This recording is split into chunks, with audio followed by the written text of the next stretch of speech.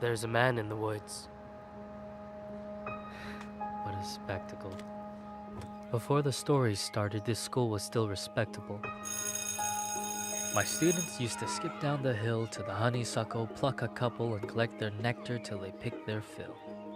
Except one obnoxious kid, Sid, who just watched them eat the flowers while he seethed and scowled because he couldn't bear to share his sweet treats throughout our recess hour. I remember Sid saying, "There's a man in the woods." That's how the rumors began. Of course, Sid had spotted him first. The poor kids. He got him immersed in his spiel about a serial killer whose gun barrel glint hints at peril. A visit to the nurse, or worse, a hearse, waiting just beyond the dale.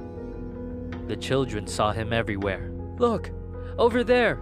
That man had Batman ears, we swear, and crazy yellow eyes. We saw something rusty. His shotgun? It must be. I saw a lady's severed thigh."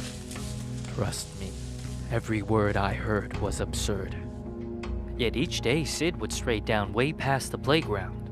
Who else was brave enough to save us from the killer's next plot?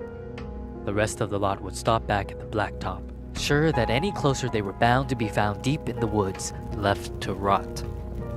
I pleaded for the kids to think and learn to be mature, but after a few more rumors doomed my attempts to prove the school was secure, their fear was undeterred, and when the buses drove them all home, the parents finally heard. Everything just blew up. I received a wall of emails and calls full of shrieks, wails, and all from terrified families who'd heard word of the murderer and didn't like my lack of action at all. What was I supposed to do? Comb the whole forest? Yeah, right. Would you?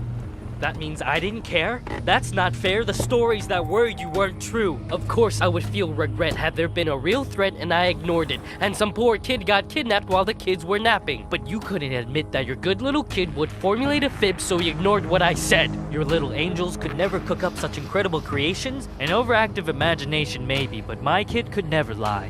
How dare I? Accuse a child of being dishonest?